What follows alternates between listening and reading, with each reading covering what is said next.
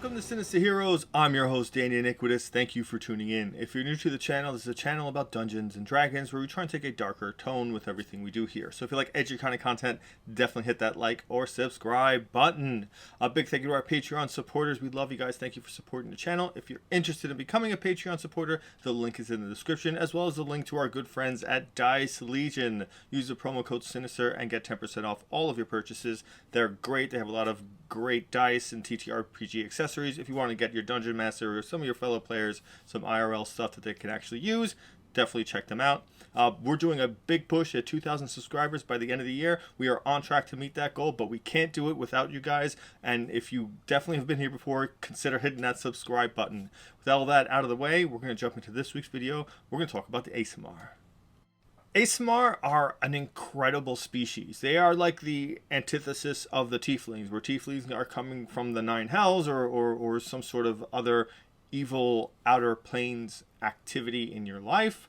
The Aasimar come from lawful and lights of heavens of Mount Celestia, and they are kind of like a blessing that's given out into the world. They have a lot of lore behind what they are and who they become. They're kind of like Nephilim in a bunch of different iterations. They're destined to be great heroes. The birth of an Aasimar is supposed to be a great and good omen to the realm. It's supposed to mean that a champion has emerged for the people, and for the people that follow the good and the light and the more noble alignments.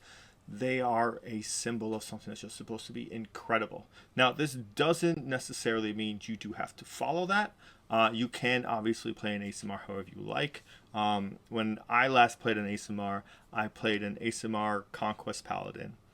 And my character was set into... when he was born, he was like gifted off to an orphanage. There was no one to really take care of him, and as he grew, he felt the hardships of a world that was just suffering from, poverty, disease, sickness, and no one ever wanting to protect or help anyone. And as he grew older and older and older, no one ever came to adopt him, so he ended up just being slaved away and found his way to be a gladiator. But the beatings and the suffering that he suffered at the hands of the arena really just kind of made life worse for him, and it gave him such a dark outlook, and his world was this horrible thing that he vowed to take over, to conquer, in order to just change it and remove all these horrible influences that came from all the upper planes and the outer influences and the lower planes, all of them, because all these gods had existed and were involved in the world, and they let people suffer, which I thought was really, really cool. I had a lot of enjoyment playing that character, and I liked that ability that I had a connection to the spiritual world through the gift of what an Aasimar gets, where they have that connection to a spiritual entity, and they can message them and give signs and things like that. And it was a great thing. It felt really, really unique to me. It felt like a lot of fun, and I really enjoyed that character. And I enjoyed that part of hating myself because I was part of what I believe the problem was, and trying to resolve that I was going to use that power to fix what I thought was wrong, even though my actions clearly weren't in the right. There's a lot of great things about the Aasimar stat block. We're going to go through the Volos first because there's a couple of things in there that I actually happen to really like. And I'm going to explain the difference between that and the Monsters of the Multiverse version, which really only comes down to really one.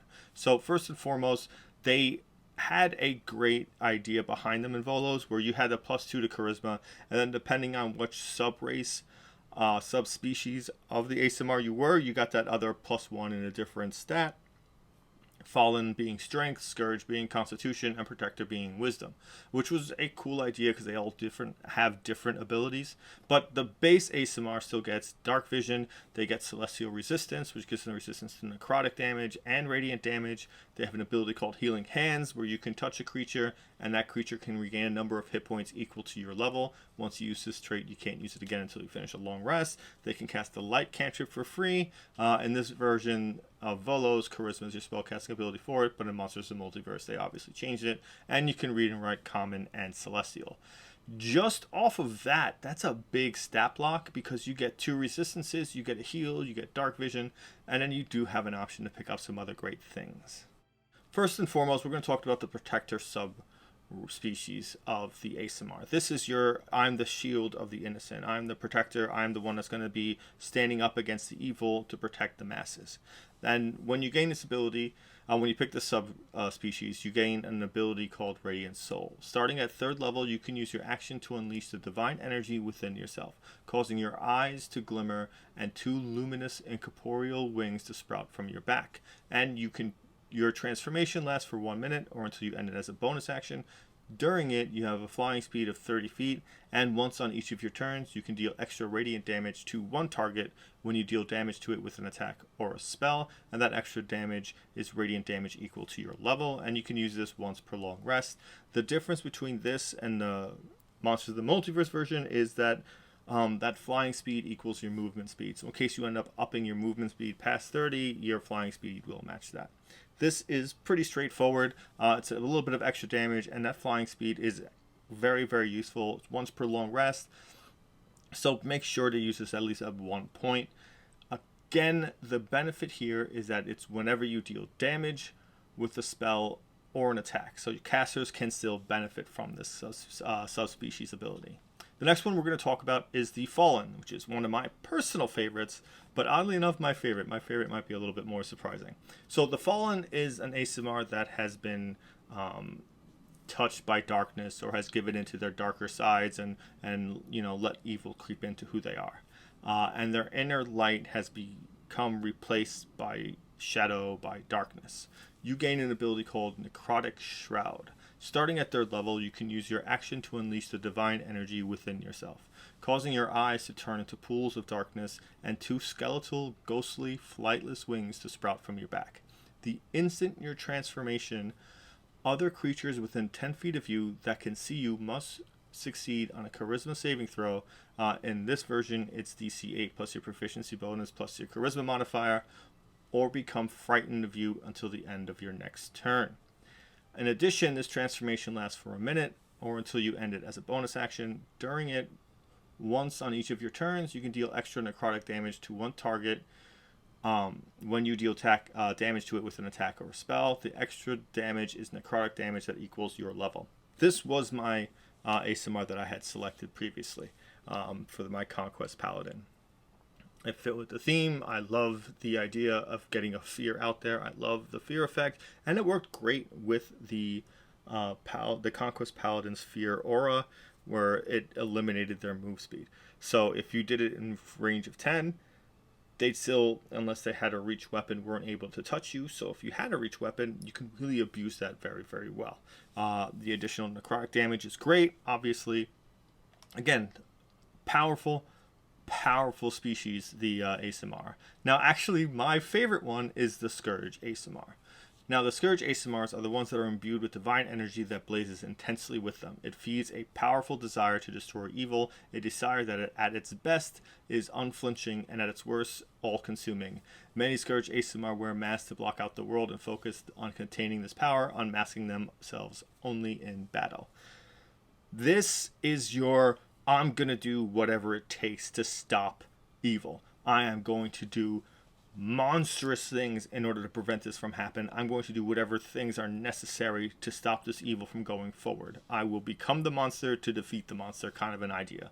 And I do so love the Volo's version of this better than the Monsters of the Multiverse version of this, and I'll get into that after I read the ability, which is Radiant Consumption. Starting at 3rd level, you can use your action to unleash the divine energy within yourself, causing a searing light to radiate from you, pour out of your eyes and mouth, and threaten to char you. Your transformation lasts for 1 minute, or until you end it as a bonus action. During it, you shed bright light in a 10-foot radius, and dim light for an additional 10 feet. And at the end of each of your turns, you and each creature within 10 feet of you take radiant damage equal to half your level rounded up. In addition, once on your turns, you can deal extra radiant damage to one target when you deal damage to it with an attack or a spell. The extra radiant damage equals your level. And you can't use this ability until you finish a long rest. Now, in the Volos and the Monsters of the Multiverse version, this doesn't deal damage to you. It just deals damage to each creature within 10 feet of you. I really like the idea that this light also burns me as well. Granted, you do have resistance to radiant damage, so you will be taking half of whatever it is. So it's never going to be like devastatingly huge, but after a minute of time, rest assured you can basically destroy yourself. I love that. I love that idea that I have something so immensely powerful that deals a good AoE directly around my character, throwing myself into melee and just whittling everything down and suffering myself from using this incredible power that I can barely control, all because something so vile, something so wrong in my eyes exists, and this is my chance to destroy it. The idea behind that, I think, is just so beautiful, so violent and wild, and just it's insane, and it's just, I just really thoroughly love the idea of a character that's willing to give everything to stop whatever it is he's fighting. That beautiful moment of, I don't have to survive this, you just have to stop. And it works so well, and it drives such a beautiful idea for a character behind it, and I really think that's amazing. Our final thoughts on the Aasimar: it is an incredible species. It is a very strong one. You gain a lot right from just your normal abilities, and that 3rd level ability, that once a day, is an incredibly cool tool to help define who your character is, alignment-wise, why their choices are, who they are, their aggression level. All these things that are usually going so subtle are now able to be revealed in the forefront of battle. Like, you can keep yourself quiet and not show any of these things, and then boom, let that be your first ability in combat. And if you're playing a game that you start at level 3, now your character's like expose such a very vulnerable part of who they are while using this immense power for a great thing. It's flavorful, it's exciting, it's a powerful species with a lot of cool subtext to it and ribbon text behind it that really can give you the opportunity to identify and create a new Aasimar every time you play one. I love it. I think it's a lot of fun. I think everybody should play one.